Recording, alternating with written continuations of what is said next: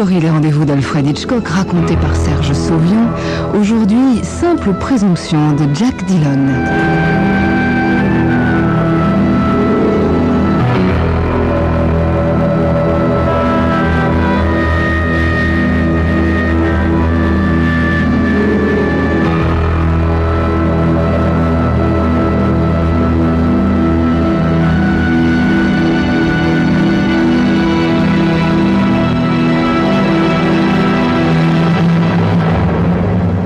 Je suis le lieutenant Jack Granger, de la brigade criminelle de Manhattan. J'ai 36 ans. Je suis célibataire et plutôt beau garçon. Mais je peux dire sans me vanter qu'en tant que flic, je suis plutôt un bon flic. Ce qui ne m'empêche pas d'avoir le cœur qui bat un peu quand je me trouve face à une gentille personne comme Miss Alice Cook. Mince, elle se tient bien droite et relève légèrement le menton qu'elle a volontaire. Elle a un regard si sombre qu'on se demande si elle n'aurait pas les yeux noirs. Hein, ils doivent être marrons avec une pointe de bleu. Sa carte d'identité m'indique qu'elle a 24 ans et qu'elle mesure 1m65. Ses traits fins, sa silhouette menue, lui donnent l'aspect d'un enfant sans défense.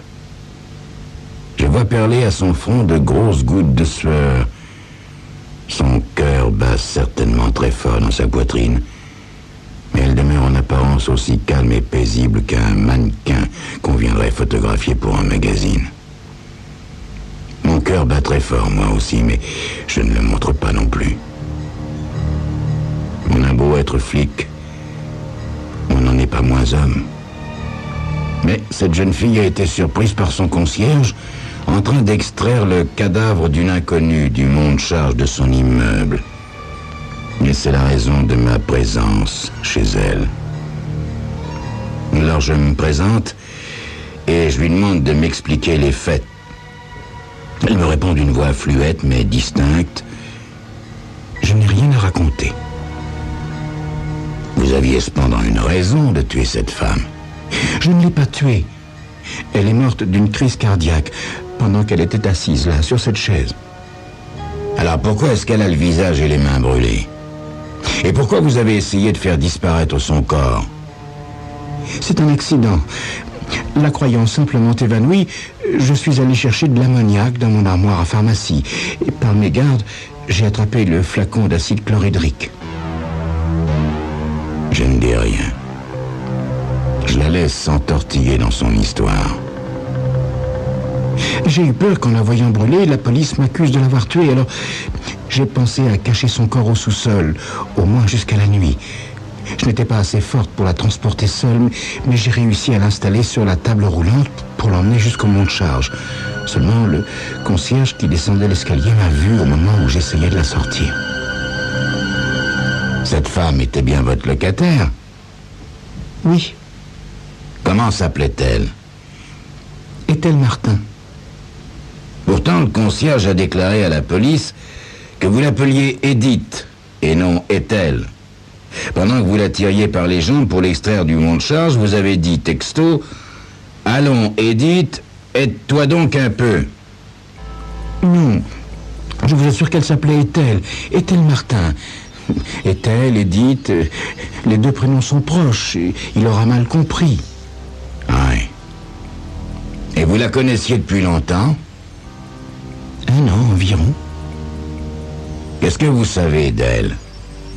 Rien. Elle ne m'a jamais fait de confidence. Je ne lui ai jamais posé de questions. Elle travaillait? Non. De quoi vivait-elle? Elle recevait tous les mois une lettre par la poste. Son seul courrier, d'ailleurs. Toujours la même écriture. Immédiatement après, elle me donnait l'argent du loyer. Elle recevait des visites? Non, aucune. Elle sortait? Uniquement pour faire ses courses.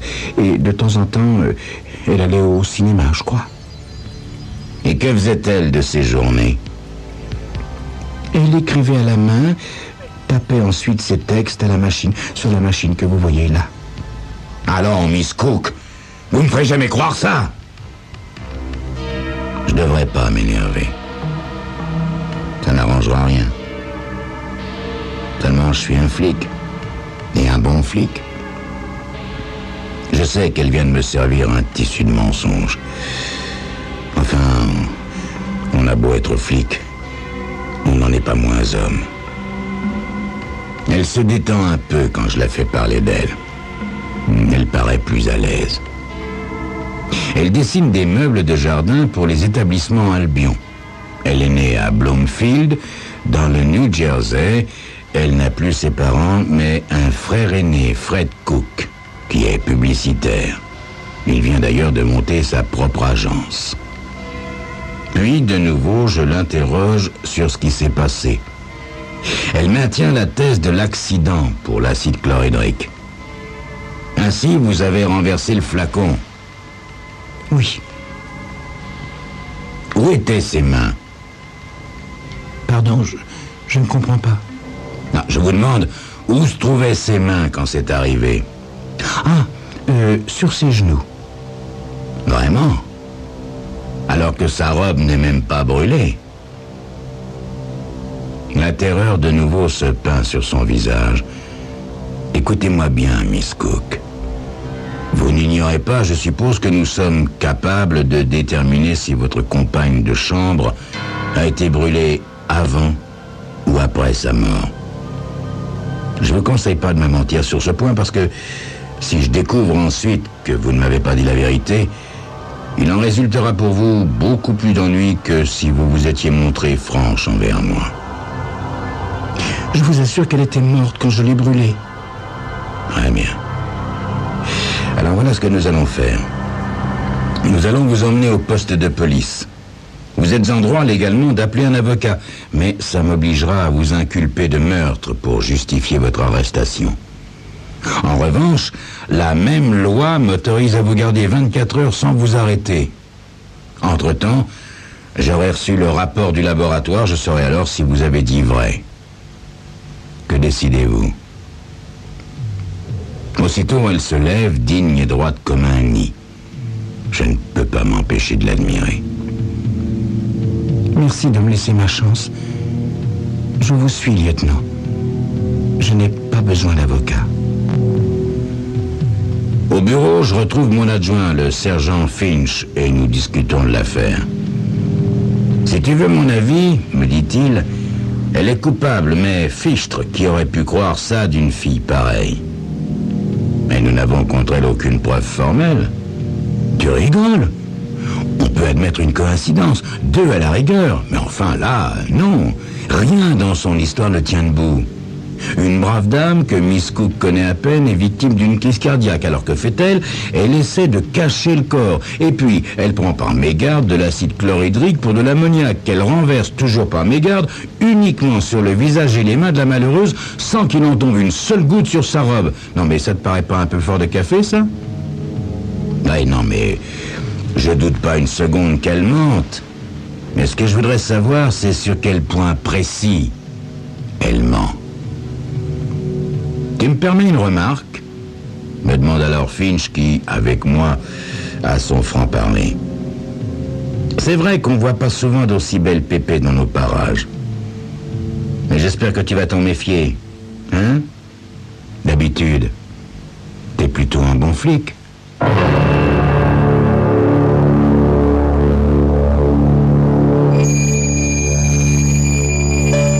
Le lieutenant Granger est bien mal embarqué. Il a vraiment peu de chance d'arriver à prouver l'innocence de la jeune Alice. La suite de cette histoire dans quelques instants.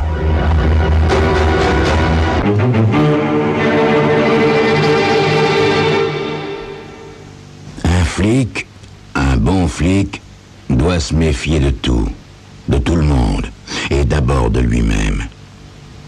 Je commence mon enquête en allant voir son frère.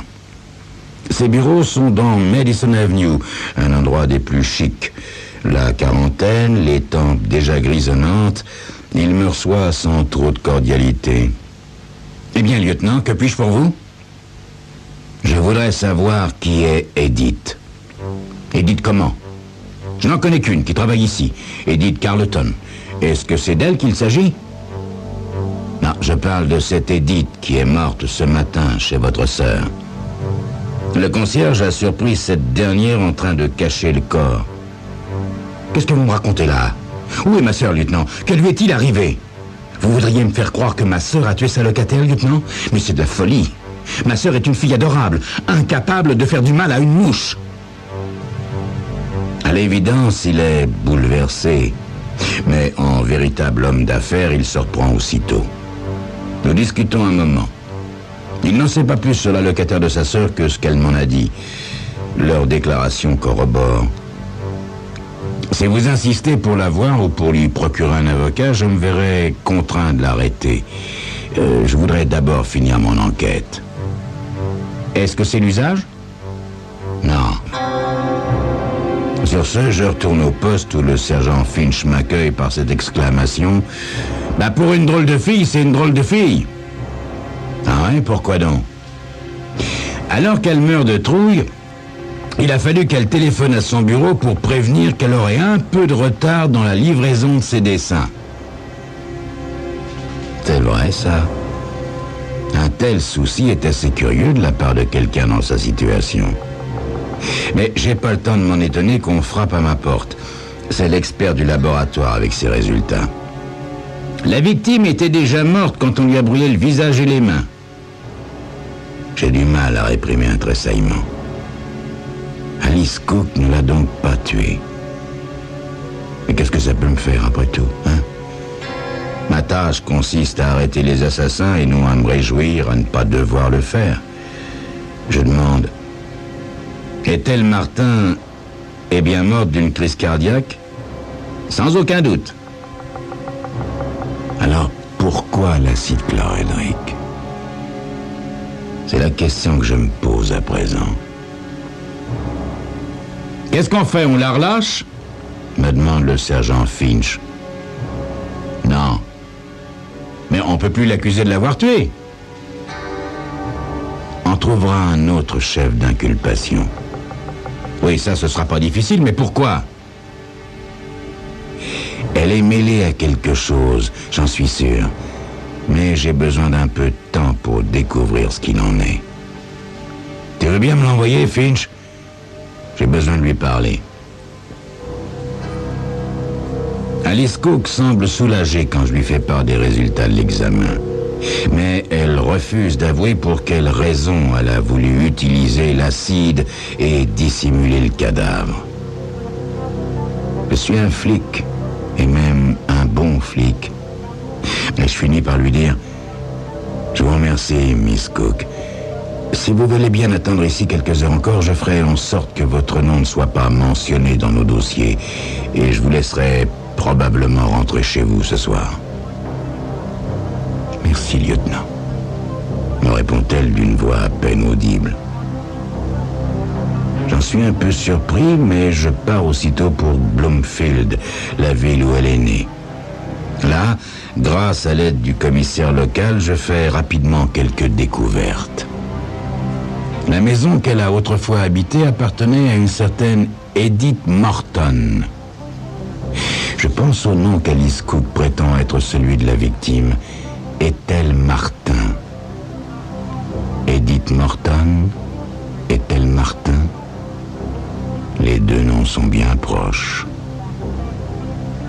Je consulte l'annuaire de cette année.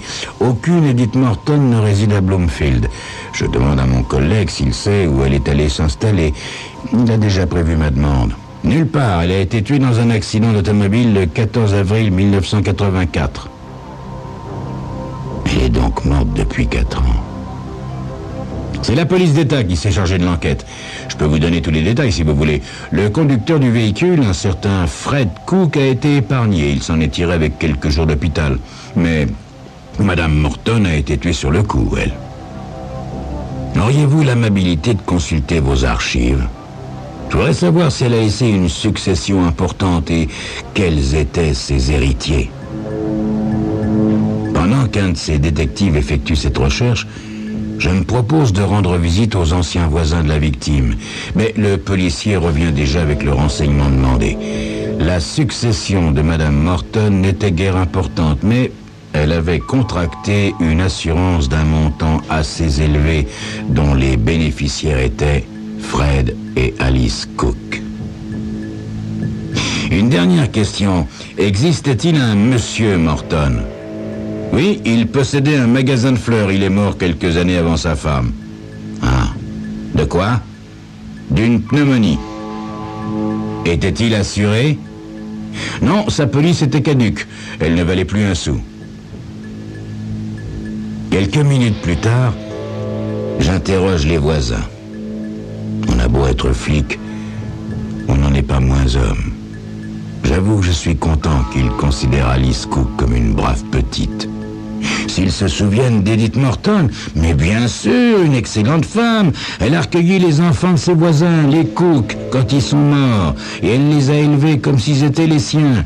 Fred n'était pourtant plus un gosse à l'époque, il avait déjà 18 ans sonné. Il devait en avoir 30 ou 31 à la mort d'Edith. Toute cette histoire devient bien compliquée. Mais, comme je suis un flic, et même un bon flic, je ne m'en laisse pas compter. Avant de repartir, je travaille d'arrache-pied et je vérifie un certain nombre de données. J'ai ma petite idée quand je rentre à New York. Je pourrais de nouveau interroger Alice Cook. Mais on a beau être flic, on n'en est pas moins homme. Alors c'est son frère que je vais torturer. Et là, coup de peau extraordinaire, il finit par avouer. Edith Morton n'est jamais morte dans cet accident de voiture. C'est une pauvre femme sans famille, dont la disparition n'a jamais inquiété qui que ce soit, qui est morte à sa place dans cette voiture. Le couple diabolique a monté cette opération pour toucher la prime d'assurance. Alice, pour sa part, n'était au courant de rien. Elle a beaucoup pleuré la mort de sa mère adoptive, ignorant que cette dernière était toujours la maîtresse de son frère. Jusqu'au jour où Fred Cook a connu des revers de fortune. Alors, il a tout raconté à sa sœur qui, ne pouvant se résoudre à dénoncer les êtres qui lui étaient les plus chers au monde, a pris en charge et reçu à son tour chez elle celle qui lui avait servi de mère. Fred Cook a terminé sa confession qui blanchit totalement Alice. Je me demande un peu ce que je vais faire. Déjà, il accepte de me suivre au poste de police. Hélas, il m'échappe dans le couloir et il se jette par la fenêtre du 36e étage. Il faut à présent que je retourne au bureau où doit m'attendre Alice. Comment vais-je lui annoncer le suicide de son frère? J'ai pas l'habitude de ce genre de situation. Mais je suis un flic, et même un bon flic. Je trouverai les mots pour le dire. Il me sera certainement plus difficile de lui avouer mon amour. J'ai beau être flic, je ne suis jamais qu'un homme.